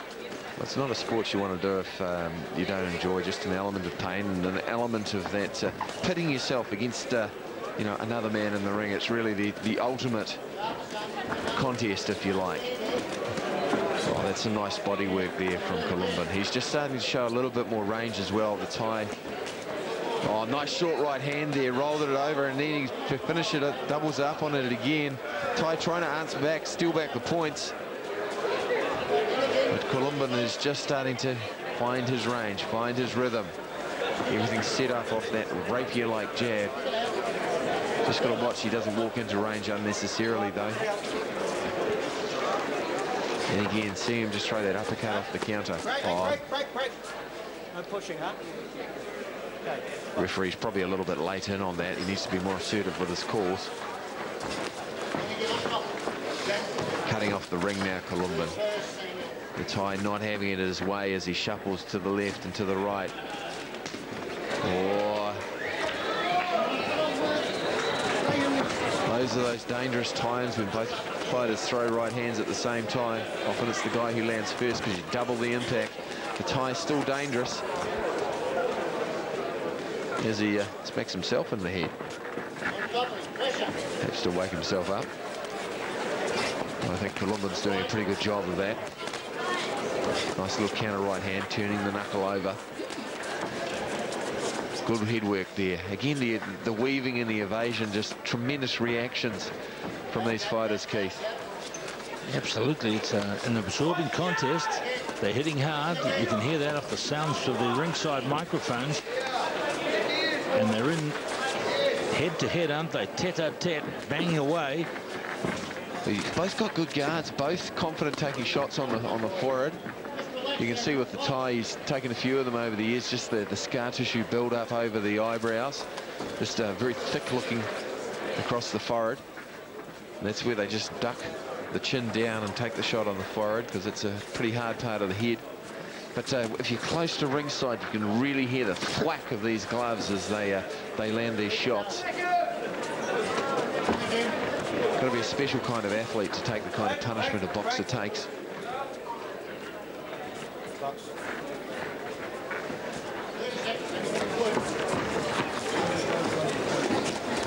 Nice little sharp right hand again. The tie, that body shot with the left hook was really nice. He thinks he's found a home on it, and he must have shortened his man up again, landing volleys of punches there. Colomban, I think, has been hurt by that body shot. We've seen him just stop throwing, and he got caught by a right hand on the way in. The tie just found his rhythm there, and Colomban not looking as sharp as he comes into the corner. And that rounds off round 5. We head to round 6 now in this WBO youth title. These welterweight contests, and gee, they are banging at each other here, these guys. The thing about the little fellas too is they don't hit quite as hard physically as the heavyweights, so you get to see a lot more, because the skull thickness doesn't change as you get heavier. And that's how the tie ended the round, with a flurry of shots. I think he really hurt him to the body there with a couple of those left hooks. Colomban just looking a little bit more subdued. The tie can take some heart from that performance as he closed out the round. So we go now into the second half of this welterweight contest. 10 3-minute rounds. Here comes round 6. Well, they're now over the hump. It's down the stretch. Conditioning now really starts to take effect. Remember, it's been a reasonably fast-paced fight as well. Not a lot of resting. Nice little counter right hand over the top of the lazy jab. The tie's gone downstairs to the body quite frequently. He's a very long, rangy fighter, Colomban, so there's a lot of body to hit. That's an awkward lead right hand.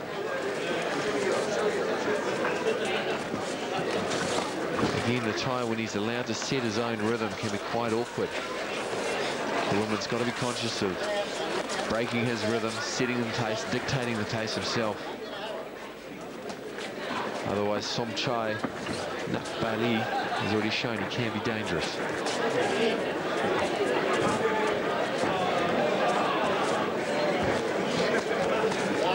Just pausing in range there, which allowed the tie to tee off and get 3 or 4 easy shots. It's more like it. Both fighters now starting to loosen up in the shoulders. They're calling out for the jab from Colomban's corner, but Nakbalee is having a good round here. This is the 6th, remember. Another warning from the referee to keep the punches up. Nakbalee just needs to do a little bit more. He obviously hurt his man towards the end of that last round with the body shots, and I suspect that's why we're not seeing him throw as many long shots, because the tie is sneaking underneath to throw those damaging rips, both to the floating ribs and occasionally round the back to the liver. Those can be really debilitating over the course of a 10-round fight. Nice little straight jab to the body there. And again, he just paused in range there. He paused and allowed the tie to get off a couple of sneaky shots. Can't afford to do that. When you're in range, you've got to keep on flurrying punches or move back out of range.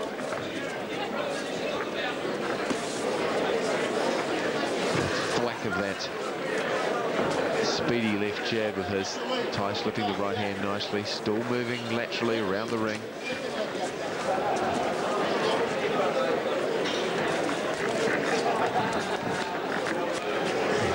finding his range there. Not landing anything significantly hard, but just piling up the points. Tai trying to steal a couple back. Interesting to note, Keith, with both these fighters, we haven't seen too much of the referee, which is, I guess, an indication of their skill. And now we're starting to see a bit of a fight develop in the chess match. Boy, they are still going hard at it. That's the end of 6 now. And we see Nakbalee again finished the round by swinging his arms high above his head before hitting the seat here in the corner. He's busy, isn't he? If he's not, when he's sitting down, he's shaking his head, banging his face. Yeah, very...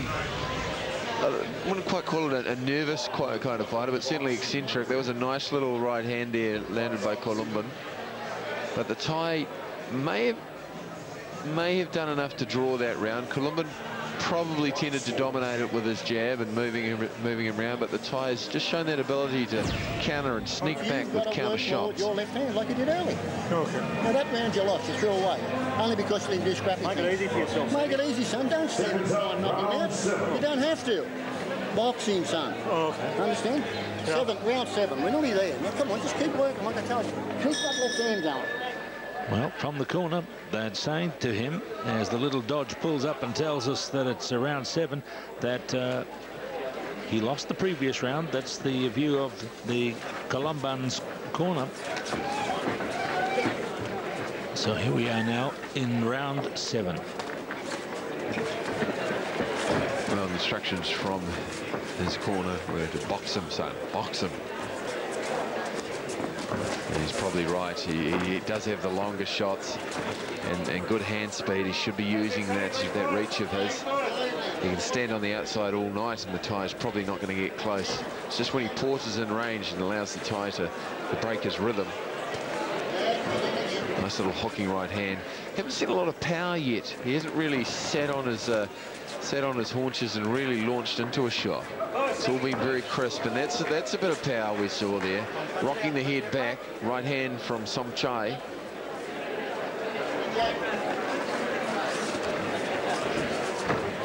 Good defensive fighter, a lot of moxie as they call it.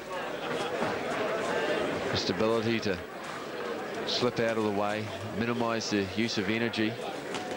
Tai certainly a very relaxed fighter, typical of many of the fighters from his country.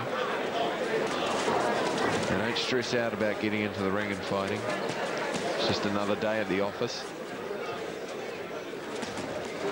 And Colomban following up the Thai's double jab to his own face with the combination of his own. Nice word that, Mike. Moxie, and you'll be saying rambunctious next. If I get a chance to fit it in, mate. He's fighting with a lot of rambunctiousness. Good American boxing words.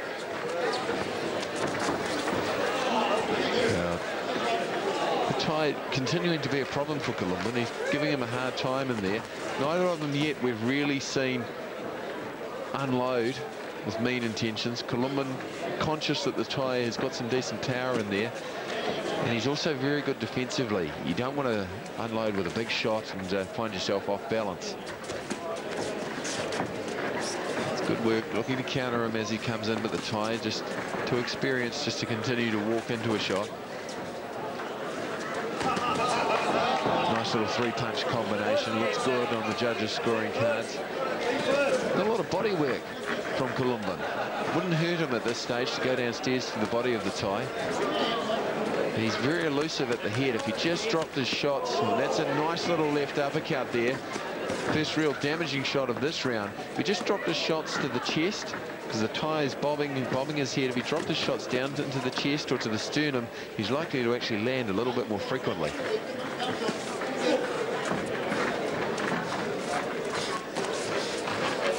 And again, like to see him when he's doubling up on that jab, just turn it over into a left hook. So that's the end of round 7. 3 to go. WBO youth title. This is a world title bout. Round 8 coming up.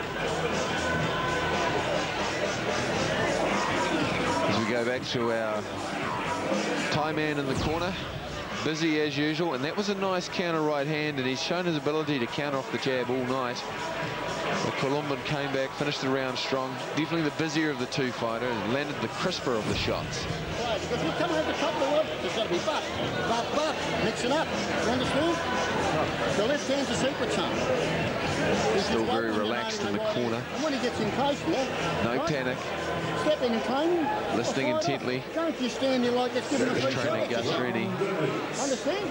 Keep working off that combination. Off Heard him calling just to drop the left hand down to the body, and it's probably a good move. Here we go with round 8.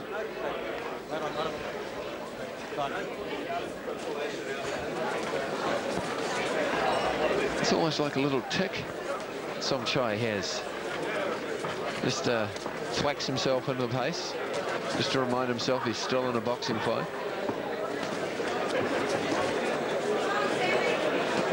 Certainly his evasiveness makes him a difficult proposition, and that counter right hand that he throws, very awkward.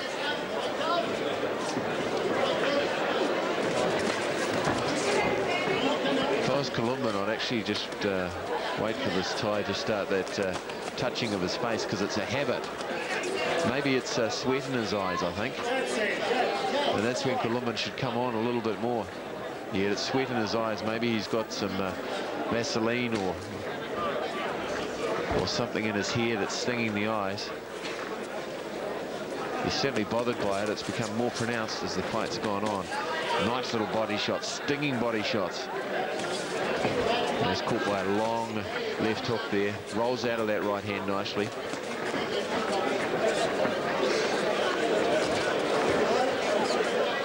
Colomban now starting to have the fight very much his own way. Probably landing 6 punches to 2 at this stage.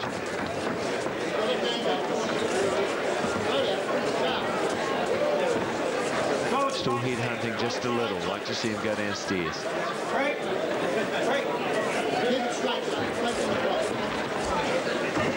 In those clinches where you see both fighters raising the elbows, raising the arms, it's a trick to keep your body in close, because anytime if you're the first to open the gap, you're invariably the first one who gets countered. So look to see how these guys tie themselves up. Colomban again, nice long rangy combination. Just a little more faking probably wouldn't hurt him, and again turning over that hook off the jab. It's worked for him every time he's done it. Starting to find his range nicely now. Incredible fitness being shown here, Mike, by these two guys. They've not slackened off this furious pace through the 8 rounds we've seen. Yeah, well, it's you know, for the I guess the educated boxing public, it's something that the purists will enjoy watching. They're seeing a good display of skill. Again, the Thai just turning away from that nicely there, coming back, doubling up on the right hand. He needs to try a little bit more than that if he's going to take this fight. Colomban now must be working up a nice points lead. Another counter right hand by the Thai. And again, he's turning it over, actually hitting him almost with the thumb. A chopping shot with that right hand, a bolo shot, if you like.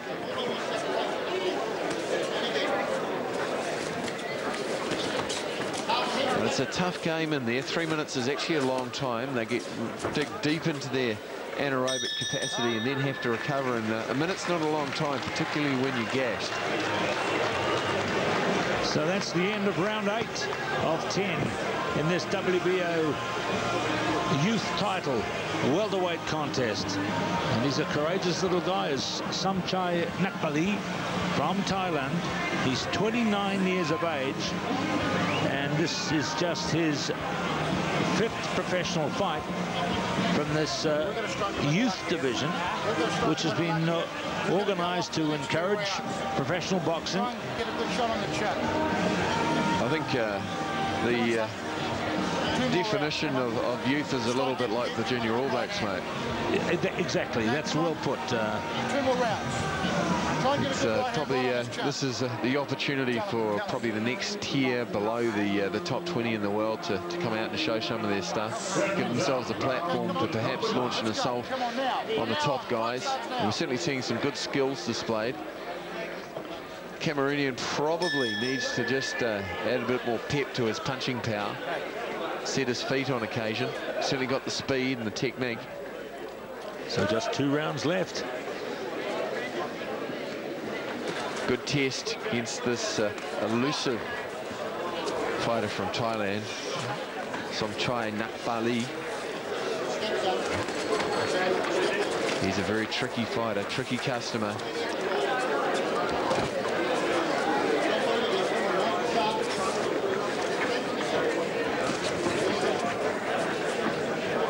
Again, going back. These fighters working out this chess match. Colomban continuing where he's left off. And we're now into the championship rounds, if you like, remembering this is a world youth title. In the 9th round, just the one to go. And the fighter that finishes strongest is invariably the one that takes the fight often. Particularly in a close fight where we haven't seen either fighter off their feet. Colomban's probably worked up the points, but the Thai certainly has some punching power there. Just needs to catch him clean. The little right hand that skims off the Thai's head. Hard to catch clean. Very, very difficult fighter. Very elusive. Bobs, he weaves, he twists or rolls his head with the shots. Colomban probably just needs a second phase, so he needs to fire a combination, then just step back for a split second, wait for his fighter to pop up his head and try to catch him. He's pretty much in there for survival now, not throwing a heck of a lot and getting tagged more and more, Keith. Yes, he's. There's the first sign, real, of fatigue, perhaps, dropping his hands there and stepping back. Yeah, the intensity's not there in his eyes. He's you know, he's in there for survival at this stage, it seems, and maybe he's saving everything for the last round for a big assault. But his range is gone as well. He's finding himself off balance, so that's a good sign of fatigue. Colomban kept up the same pace he has throughout. Crisp punching, not necessarily power shots. Remember, he is unbeaten, the man in the blue trunks from Cameroon. And he's going up against a more experienced opponent. Just his 5th pro fight, Colomban. His first 3 by KO. This little body sapping, straight left to the body. Elusive as ever, the Thai, moving around. Colomban just needs to cut off the ring rather than walk straight forward. That's a little bit better, not let his man out of the corner there. You see, he came out of the corner because he left the gate wide open. And just a little look as if to say, hey, don't do that, my friend. At the end of the 9th round of these two, it's Samuel Colomban against Somchai Nakbalee, and it's a long, tough contest of very high physical standard, and they've got 1 round to go. Now, I know I'm seeing that left hand. That's how you're going to beat this bloke. Colomban here staying on his feet at the end of the 9th, between the 9th and 10th, to receive his instructions. As soon as he rests, jump him. Don't let him rest. Well, his focus hasn't waned throughout the fight. And again, that voice you need to listen to, your trainer. It's sometimes when you're in the ring, you get the blinkers on, you can't see anything in front of you. It's the trainer on the outside who can see a couple of quick and simple instructions can make a difference or turn a fight around at a moment's notice. He seems to be enjoying himself, and they're a very smiley fighter. He is indeed. He loves it, this guy, from Cameroon. Went to Australia for the Commonwealth Games, stayed on, had his first fight in the Punch Bowl in Sydney, and then fought in Melbourne, and in South Bank in Melbourne, and then in St Kilda, Victoria, and won them all. And we think he's on the verge of winning here again in this WBO youth title contest. Oh, the Thai's come on with a little bit more pep in the tank. He knows this is the final round. Can't leave anything in the tank. You better let it go to empty. Particularly, and that's a nice right hand. Didn't seem to bother Colomban. Colomban answering in kind, not letting him steal the points. Yes, us old timers, Mike, we talk about benzene in the tank. Coming out with a little bit of benzene. Let's see how he goes. Mate, I thought they were still running on steam. So just 2 minutes left in this bout, which has kept the crowd's interest here at the Sky City Convention Centre in Auckland, New Zealand, here on the Dodge Fight Night. Oh, that was a nice little body shot, a thudding body shot there. And Ty just nonchalantly lifting up his arm, saying he'd heard the brick call for break. Colomban continuing, peppering him with the left jab, as he has throughout the fight. That rapier-like jab of his, doubles up on it nicely. Just again, he's letting his man off the hook, though. He's just not quite cutting off the ring enough. And he gets punished with a right hand on the chops for his troubles. Oh, that was a nice right hand, doubling it up, doubling the impact as he was throwing the fight, throwing the left hook. The Thai thinks he's got him hurt. He's coming on strong now. And again, he's throwing a lot of real estate with that right hand. Really winging the left hook to the body. Colomban, though, knees weren't really wobbled at all. It's amazing that these two have fought for 10 long rounds and neither has been on the deck. The pace has been furious throughout. They've never stepped back from it. It's been a contest where you could admire both men, but there'll only be one winner. Well, there might be a draw, I guess, but Colomban should have stacked up a reasonable points lead, but you never know. The Thai's been extremely elusive. But of course, you've got to combine that elusiveness. And that seemed to drop his head there. Yeah, he dropped his head and slipped the right hand. But you've got to be aggressive with that elusiveness. You've got to make him pay for missing the shots. And that's probably what he's failed to do as the rounds have stretched on through 6 through 10. Well, it's coming to its conclusion now. It's the end of the Dodge Fight Night. Sky City Convention Centre, Auckland, New Zealand. These two, Samuel Colomban from Cameroon, now in Australia, and Somchai Nakbalee from Thailand. What a contest it is. Nakbalee might think he's got it. No, we think perhaps the other way around. We'll leave it to the judges, but an absorbing contest of a very high standard, which has concluded an excellent fight night here in Auckland. We go to the cards. What a nice man. A little wink for the cameras. He knows where he is. It's been tough going, and I think the second there will be pretty pleased. His trainer will be pretty pleased the way his charge has gone. Well, we saw throughout the fight the Thai very, very elusive, dangerous with that counter shot, the right hand in particular, and we saw it spraying the sweat off Colomban's head. Good evasiveness there. But he ate another right hand there. Thai just threw it a little bit short. But those were the few highlight moments for the Thai. Colomban should have stacked up a reasonable points lead as we head to the cards. So we wait for the decision. Been a pleasure to be with you tonight. Mike Ango, former world kickboxing champion, unbeaten as a boxing pro as well. Sparring partner with Shane Cameron and Monte Betham. He's done a great job in the commentary box tonight here. It's been a tremendous night. Monte Betham fighting really perhaps the fight of his life here against James Chan. And there he is, in with his Warriors mates. And good to see him there. Young Wade McKinnon there. He's been in hot try-scoring form at the business end of the season.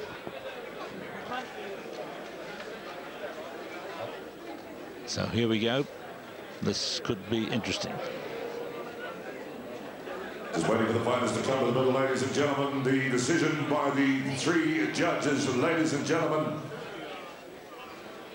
So out they come with referee Mike in favor of Sam Colomban. So Sam Colomban from Cameroon is the winner. A tremendous fight, and we salute Somchai Nakbalee as well. But a wonderful contest, tough over 10 rounds, and there he is, the winner, Samuel Colomban. Remember, it was a welterweight contest for the WBO youth title. Yes, a World Youth title fight to finish the night on Dodge Fight Night. Billy Graham, really Monte Betham's night. He's got every reason to feel pleased with himself. Yeah, very, very good night, yeah. Good night, and Monte Betham's night, so that'll bring the crowd along again, so we love that. It's great. We talked earlier on about this being a big test for Monte Betham. He was going to learn some lessons tonight either way. What's the big lesson you think he took away? I think the big lesson, well, I would have taken out of this, is that if you stand up and you throw punches, you're going to win. You've got to get your head moving, and he did that really, really good tonight. The lesson he's going to learn is that you've got to be really, really fit, and you've got to punch with both hands and use your body weight. He needs to get to behind his straight left and put more weight in it to stop the guy. Bring your hands over the hard. You don't have to go the distance all the time. Wasn't it great, though, to see a real match? Oh, it's great. Yeah, really refreshing. Good night. Well, the fans have loved it, haven't they? Yeah, too right, yeah. Yeah, they're enthusiastic all the way through the fight. You know, all right, good night. Has been a big night, and always good to see you, Billy. Good to see you again. Great to be here, Jeff. Billy Graham, part of the One Sport team here at the Dodge Fight Night. We talked about Monte Betham taking a risk. He took it tonight. He took the test, and he came through, and he did extremely well. So we look forward to his next professional fight. Thanks for being with us on behalf of the One Sport team at Dodge Fight Night. Good morning to you.